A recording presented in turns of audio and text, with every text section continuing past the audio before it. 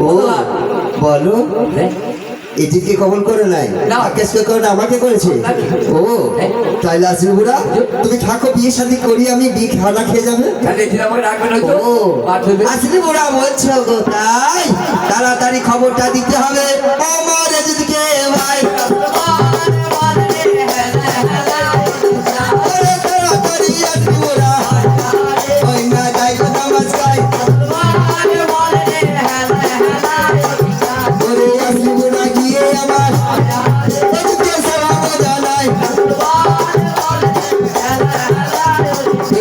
ছটফট করছে কতক্ষণে বিবি এজেন্ট দেবে আমাকে কতক্ষণে এসে বলবে আমার বিবি আমাকে ভালোবেসে আমাকে বিয়ে করেছে জয়নব সন্ধ্যে আমাকে রাজি হয়েছে সামলা বকর সামলা বকর সামলা বকর সামলা বকর সালামু আলাইকুম সামলা বকর কি বুঝবে বাবা সালামু আলাইকুম কে বলছে সামলা বকর খুশিতে হবে খুশিতে কি ব্যাপার আমি গেলাম হ্যাঁ বাবরে আমার কি হবে কি তো হবে এই এ মায়ের আমার বোনেরা হলুদ আমাকে মাখাতে হবে না এই সিপাই এক বান হলুদ খুলেলে আমি গলা বেউছি গলা পর্যন্ত ডুবে বসে থাকবো আমাকে তুলে নিবে দিয়ে বিয়েটা করতে চলে আসবো আমি গেলাম গেলে ওই গিলাসের খয় জন শরবত বড় যাকে খুলি আমাকে সেই টাকা শরবতের টাকা ফেলে দিলে না তুমি দোষে খাওয়াতে তো পারবি আচ্ছা চার পরে খাই দিলাম বেশ তারপরে দিলাম তোমার খাতির সম্মান বহুত করলে বলছি কি হ্যাঁ খাবার হ্যাঁ চিঠি দিলাম পড়াকে পড়ে এত শিক্ষিত আচ্ছা শিক্ষিত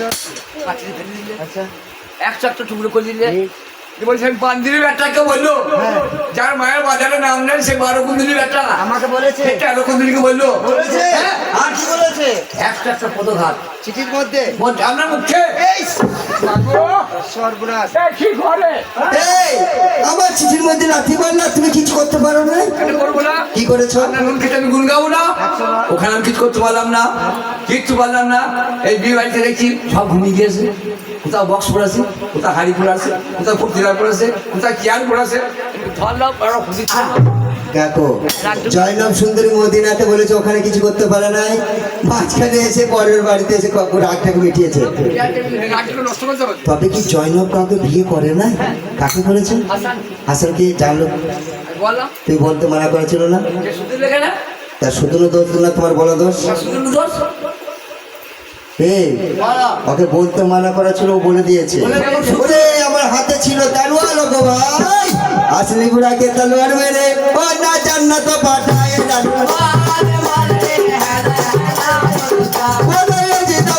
হয়েছে গোসাই লাল হয়েছে ভাই বোম হয়ে গেছে আমি ছাড় করে চতুর করে কত কষ্ট করে তার বিবিটিকে ছাড় করাইলাম আব্দুল জব্বার কাছ থেকে যে আমি ওই মেয়েটাকে বিয়ে করব একবার করে ফাতেমার পুত্র হাসান সে আমার মুখের গ্লাস কেড়ে নিল ছলে বলে কৌশলে ইমাম বংশকে আমি ধ্বংস করব কি করে মারওয়ান তুমি আমাকে যুক্তি বলে দাও দেখো ভাই এটি বলো তিনটি বিবি বিবি তাকে মাথা টান লাগবে বাহ গাও মাথা জহর গাও জহর হ্যাঁ বাহ আর একজন তুমি একা না বোকা সঙ্গে উৎপাউলকে নিয়ে যাও তাই কেমন যাচ্ছে গে ওগো আমার মন মনা যাইতে চাই ওরে নবীজি রাস্তা না গো মন মনা আমার মন মনা যাইতে চাই নবীজি রাস্তা না গো মন মনা আমার মন মনা যাইতে চাই ওগো জহর লই আমার মন যাই গো মদিনায় গো মন মনা যাইতে ওরে জহর নিয়ে মংলায় আমার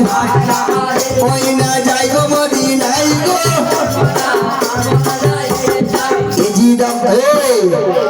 যখন নিয়ে মদিনায় যাচ্ছে তাই রাতের অন্ধকারে যাচ্ছে গো ভাই দিনের বেলার কারো সাথে ওই না দেখা করবো নাই এদারে কেউ মারওয়ান আমার ওই না যাই গো মদিনায় গো বলবো না আমার বলবো না যাইতে চাই এদারে কেউ মারওয়ান আমার ওই না যাই গো মদিনায় গো বলবো না আমার আর মদিনা গিয়ে পৌঁছে গেছে মদিনা পৌঁছে গিয়ে রাতের বেলায় চুপচাপ থাকতে থাকতে খোঁজাখুঁজি করে বেড়াচ্ছে যে কিভাবে এই জহরটাকে আমি বড় ইমামের ঘরে খাওয়াবো, কিভাবে দেব। এমন সময় দিনের বেলায় বেরোলে হবে না, মদিনার মানুষ যদি আমাদেরকে দেখতে পায় বলবে গুপ্তচর বটে এরা, কিছু ক্ষতি করবে, তাই এই তো বলবো না আমার গুপ্তচর বলে মনে সন্দেহ করবে বলো, তাই বলবো না আমার। রাতের বেলায় এখানে ওখানে খুঁজিয়া বেড়াই, হঠাৎ এক বুড়ির সাথে দেখা হয়ে গেল। সেই বুড়ির নামটা ওই নাম হয় মোনা, হয় বলবো না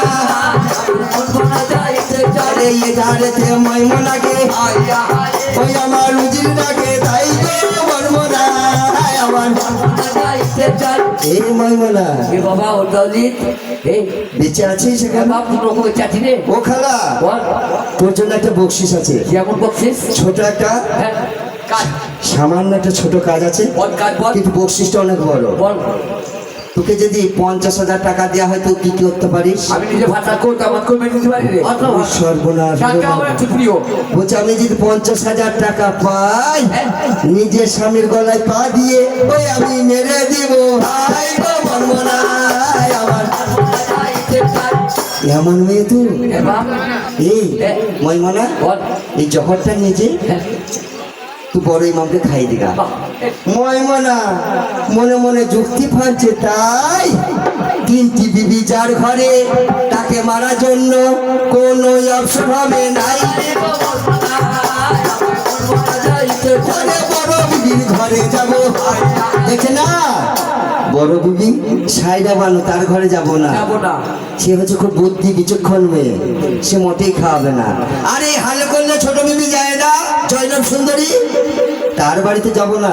তার যা রূপ, তার যা যৌবন, স্বামীকে ভুলেই রেখে দেবে, তার বাড়িতে যাবে না।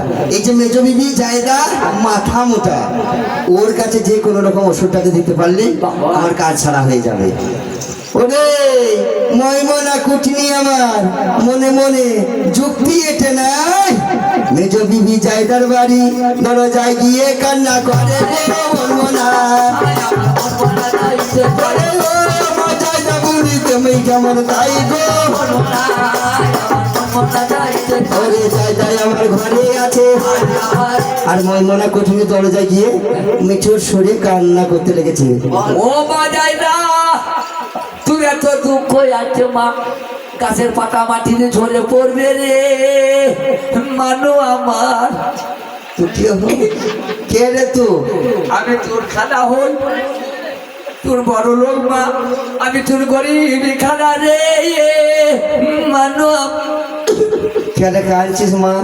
মা তোর দুঃখে দেখ। তুই যে আমার খারাপ হস, তোকে আমি এতদিন কেন দেখি নাই? মা আমি গরিব রে, তার জন্য তুই আসতে পারি না, পারি না। কিন্তু এখন এসেছিস এর কারণটা কি? আমি ডাকলাম আমার বুদ্ধি খুব বিপদে পড়েছে মা, ও আমি আমাকে বিপদ থেকে মুক্ত করতে। কি বিপদে পড়েছে আমার খালা? কজনা ছেলে বেটি তোমরা? আমরা ছিলাম 2জনা, এখন 3জন হয়েছি। কেন মা? বলো আর হইল তোর মহলে আসবে কেন? এই জয়নবে মহলে ফোরসা কেন? কেন লোক তাহলে কি হবে? কি হবে? হ্যাঁ, তো বেকার হয়ে যাবে। তাহলে আমি স্বামীকে পাবো কি করে? দেখ মা, বলো। হ্যাঁ আমি একটা আমার ওষুধ জানি, জানো? বসো করুন ওষুধ, বসি করো সেই বসে করে খাই দিবি, দেবো। তোর মহল থেকে আর করতে চাই যাবে। বাহ, হ্যাঁ তাই? হ্যাঁ, মা। ও খালা, বলো। তুমি যে বশীকরণের ওষুধ দেবে, দিব কিন্তু আমার কাছে যে পয়সা নাই। পয়সা? হ্যাঁ। ঠিক আছে মা, কাজ যখন সাকসেসফুল হবে যাবে। বকশিস আমাকে পরে দেবে। ও এখনকার জামানায় ময়মনা কুটিনে আছে রে ভাই। বিবিকে এক বলবে আর স্বামীকে এক বলবে, যে সংসারে অশান্তি লাগিয়ে দেবে। শাশুড়িকে একরকম বলবে, বৌমাকে একরকম বলবে, যে ঘরের সংসারে অশান্তি লেগে দেবে। মায়ের আমার বোনেরা সচেতন থাকবেন, মিষ্টি কথা চোরের লক্ষণ, ওই আমি বলিয়া জানাই বলবো না। করে জানে না যাইতা, ওই না যোগের শুধু তাই বলবো না। করে চোখের ওষুধ ভেবে আমার হাতে জহর তুলে নেয় বলবো না আমার। জায়দা তো জানে না, সে জানে এটা যোগবশের ওষুধ। যদি আমার স্বামীকে কোনো রকম খাই দিতে পারি, স্বামীটা আমার একা হয়ে যাবে। ও স্বামী আমার একা হয়ে যাবে গো। জায়দা জানে না এটা হীরা চূর্ণ জহর ছিল ওগো ওগো জায়দা জানে না এটা হীরা চূর্ণ জহর ছিল ওগো ওরে খুরমার সাথে সেই জহর গুলাই একটা একটা করে ভরতে লাগলো ওগো